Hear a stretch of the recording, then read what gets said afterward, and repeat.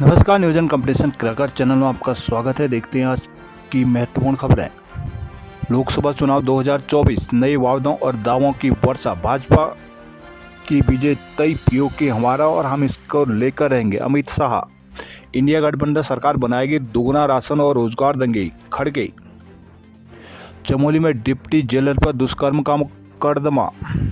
चारधाम यात्रा को बदनाम करने वालों पर दर्ज करा मुकदमा। रतूड़ी। उत्तराखंड हाईकोर्ट। उत्तराखंड ने वन कर्मियों को चुनाव में क्यों लगाया। देहरादून। मुख्य सचिव राधा रतूड़ी ने अधिकारियों को निर्देश दिए कि फेक न्यूज के जरिए चारधाम यात्रा को बदनाम करने वालों के खिलाफ एफआईआर दर्ज कराएं। बुधवार को सचिवालय में चारधाम यात्रा की समीक्षा बैठक के दौरान उन्होंने अधिकारियों से कहा कि चारधाम में भीड़ और यातायात प्रबंधन में विशेष फोकस किया जाए। रतूड़ी ने कहा कि चारधाम यात्रा का दुष्प्रचार करने वालों तथा फेक वीडियो बनाने वालों के खिलाफ तत्काल वैधानिक कार्रवाई की जाए। कुछ लोग चारधाम यात्रा को लेकर भ्रामक और गलत बातें प्रसारित कर रहे हैं। ऐसे लोगों के खिलाफ कार्रवाई सुनिश्चित की जाए। श्रद्धालुओं के पेयजल, शौचालय तथा भोजन आदि सुविधाओं के लिए बनाए गए स्थानों का सीधा प्रसारण कंट्रोल रूम में कराया जाए। साथ ही उन्हें चारधाम के बाहर की व्यवस्थाओं के भी लाइव प्रसारण के निर्देश दिए हैं। मुख्य सचिव ने अधिकारियों को 24 घंटे अपने मोबाइल फोन खुले रखने के निर्देश दिए और कहा कि लोगों की शिकायतों पर तत्काल समाधान कराएं। उन्होंने प्रभारी सचिवों को सचिवालय से ही चारधाम यात्रा की निगरानी के निर्देश दिए हैं। नई दिल्ली। उच्चतम न्यायालय ने बुधवार को उत्तराखंड सरकार के प्रति कड़ी नाराजगी जताई। कोर्ट ने कहा कि वो यह कहते हुए कष्ट हो रहा है कि जंगल की आग को नियंत्रित करने में राज्य सरकार का रवैया उदासीन रहा। न्यायमूर्ति वी.आर.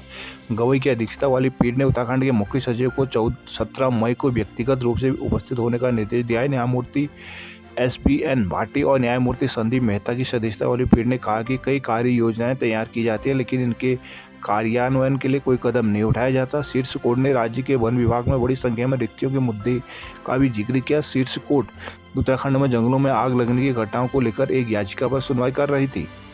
चमोली जिला कारागार में तैनात डिप्टी जेलर पर एक महिला के दुष्कर्म का आरोप लगाया है। बुधवार को पुलिस ने आरोपी के खिलाफ मुकदमा दर्ज किया। पुलिस अधीक्षक सर्वेश पवार ने बताया कि बिजनौर क्षेत्र निवासी युवती ने डिप्टी जेलर पर पुरसाड़ी जेल परिसर में बने सरकारी आवास में जबरन शारीरिक संबंध बनाने का आरोप लगाया। मामले की जानकारी मिलने पर पुलिस अधीक्षक बुधवार को थाना चमोली पहुंचे। वहीं पीड़िता की शिकायत के बाद आरोपी के खिलाफ कार्रवाई की मांग को लेकर विश्व हिंदू परिषद के पदाधिकारी थाना चमोली पहुंचे और युवती को न्याय दिलाने की मांग की। आरोपी जेलर के निलंबन की मांग की गई है। वहीं आरोपी डिप्टी जेलर ने तबियत बिगड़ने की बात कही और उन्हें जिला अस्पताल में भर्ती कराया गया है। आरोपी डिप्टी जेलर नईम अब्बास का कहना है कि वो युवती को हरिद्वार से जानते हैं। उनका आरोप है कि लंबे समय से युवती उन्हें ब्लैकमेल कर 20 लाख रुपये मांग रही है। देहरादून। आयुर्वेद विश्वविद्यालय प्रमोशन वाले उपनल कर्मचारी रिवर्ट होंगे। भड़कोट में यमुनोत्री हाईवे पर यात्रियों कारोबारियों का प्रदर्शन। उत्तरकाशी में कांग्रेसियों के प्रदर्शन। उत्तरकाशी में वाहन पलटा, 8 यात्री घायल। भड़कोट। यमुनोत्री जाने से रोके जाने पर नाराज यात्रियों और स्थानीय कारोबारियों ने पाली घाट में बुधवार को जुलूस निकालकर प्रदर्शन किया। कारोबारियों ने सरकार पर यात्रा में व्यवस्था न बनाने का आरोप लगाया। बुधवार को यमुना घाटी होटल एसोसिएशन के अध्यक्ष सोवन सिंह राणा के नेतृत्व में क्षेत्र के कारोबारी यमुनोत्री हाईवे के पाली घाट पहुंचे। उनके साथ यात्री भी शामिल हुए। यात्रा में अव्यवस्था का आरोप लगा और जुलूस निकालकर प्रदर्शन किया। एसोसिएशन के अध्यक्ष राणा ने कहा कि यमुनोत्री धाम की यात्रा शुरू हुए 6 दिन हो गए हैं, जब तक यात्रा मार्ग पर अव्यवस्था फैली हुई है। यात्रियों के जगह 10 से 12 घंटे तक रोका जा रहा है। आस्था लेकर पहुंचे यात्री परेशान हो रहे हैं। यात्रियों को आगे का शेड्यूल पूरी तरह गड़बड़ा गया है। यमुनोत्री में भारी भीड़ होने के बाद कहकर यात्रियों को गुमराह किया जा रहा है। यात्री यमुनोत्री धाम की यात्रा के बगैर ही आगे निकल रहे हैं। उत्तरकाशी। यमुनोत्री गंगोत्री में बिना पंजीकरण न आए यात्री। श्रीनगर में एसएसबी को मिले 119 और जांबाज। एसएसपी श्रीनगर के उप महानिरीक्षक सुभाष चंद्र नेगी ने बताया कि 1 जून 2017 से आधिकारिक रूप से स्थापित प्रशिक्षण केंद्रों में अब तक कुल 93 प्रशिक्षण हुए हैं, जिनमें से 15 मूलभूत प्रशिक्षण, 43 पदोन्नति प्रशिक्षण और 19 अन्य सर्विस प्रशिक्षण, 16 व्यावसायिक विषयगत प्रशिक्षण, 3 घुड़सवारी के प्रशिक्षण भी शामिल हैं। कुल 5,674 प्रशिक्षुओं को प्रशिक्षित कर उन्हें राष्ट्र सेवा के लिए समर्पित किया गया है। दीक्षांत समारोह में बुधवार को 119 नव आरक्षी को मिलाकर कुल 5,793 आरक्षियों को प्रशिक्षित किया जा चुका है। श्रीनगर संवाददाता कठिन प्रशिक्षण के बाद बुधवार को 119 आरक्षी सशस्त्र सीमा बल के विभिन्न अंग बने एसएसबी प्रशिक्षण केंद्र में आयोजित दीक्षांत परेड में आरक्षी प्रशिक्षुओं ने पद और शर्त कर्तव्यों की शपथ ली। मुख्य अतिथि एसएसबी बल मुख्यालय नई दिल्ली के महानिरीक्षक छेरिंग दोरजाई ने एसएसबी शहीद स्मृति स्थल पर शहीद जवानों को श्रद्धांजलि अर्पित कर परेड का निरीक्षण कर सलामी ली। दीक्षांत समारोह को संबोधित करते हुए उन्होंने कहा कि वर्तमान में यह बल भारत, नेपाल और भारत भूटान के साथ अंतर्राष्ट्रीय सरहदों की सुरक्षा के दायित्व को संभालते सम्मिलित हुए है। कहा कि ऐसी संवेदनशील खुली सीमाओं को पूर्ण रक्षा करना कठिन कार्य है। कहा कि मुझे आशा कि आप महान जनहितैषी बल के सदस्य के रूप में शामिल होकर देश की सेवा करेंगे। हाईकोर्ट शिफ्टिंग पर जनमत संग्रह को सुप्रीम कोर्ट में चुनौती।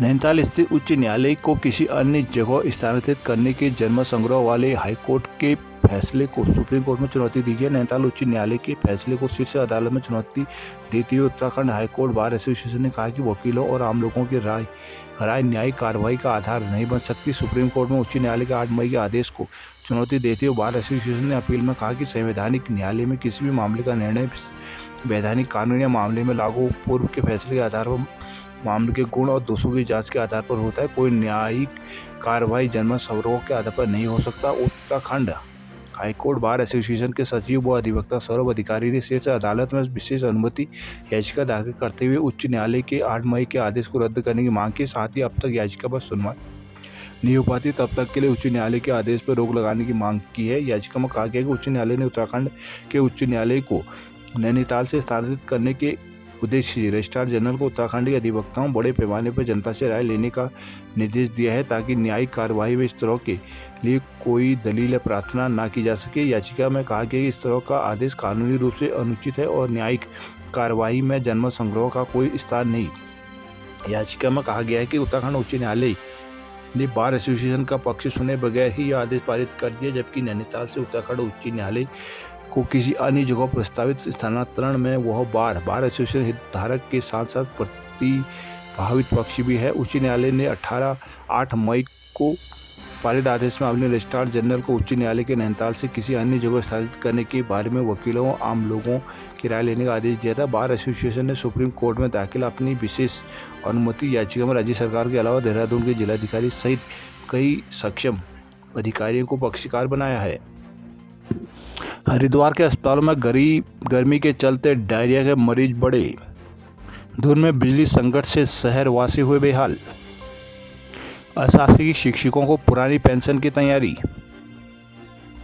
राज्य के 13 अशासकीय महाविद्यालयों में पुरानी पेंशन से वंचित शिक्षक, अधिकारियों और कर्मचारियों के लिए अच्छी खबर है। सरकार ने इनको पुरानी पेंशन देने की कार्रवाई शुरू कर दी है। उच्च शिक्षा विभाग ने इन कॉलेजों से ऐसे शिक्षक, अधिकारियों, कर्मचारियों का विवरण मांगा है। प्रभारी निदेशक उच्च शिक्षा की ओर से बुधवार को इस बाबत सभी कॉलेजों के प्रबंधन और प्राचार्य को पत्र भेजा गया। इस अशासकीय कॉलेजों में बड़ी संख्या में ऐसे शिक्षक और कर्मचारी हैं जो अक्टूबर 2005 से पहले ही की विज्ञप्ति के आधार पर चयनित हुए, लेकिन उनकी नियुक्ति इनको काफ़ी बाद हुई है। ये लोग पुरानी पेंशन स्कीम के दायरे से बाहर है, लेकिन अब जल्द ही इनको पुरानी पेंशन स्कीम में जोड़ा जाएगा, जिससे उच्च शिक्षा विभाग ने कवायद शुरू कर दी है। प्रभारी निदेशक शिक्षा उच्च शिक्षा डॉक्टर अनु अग्रवाल की ओर से सभी कॉलेजों को इसका पत्र भेजा गया। पत्र में कहा गया कि सरकार ने 1 अक्टूबर 2005 से पहले की विज्ञप्ति से भर्ती सभी शिक्षक, अधिकारी, कर्मचारियों को पुरानी पेंशन से जोड़ने का निर्णय लिया है। कॉलेज जैसे कर्मचारियों को पूरा विवरण उनकी सूची के साथ निदेशालय को उपलब्ध कराएं।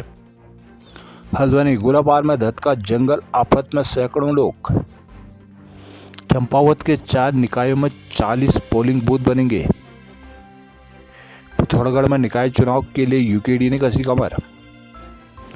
बनबसा में पांव फिसल सारदार नहर में डूबे ग्रामीण की मौत। जागेश्वर में 24 घंटे शटल सेवा का विरोध।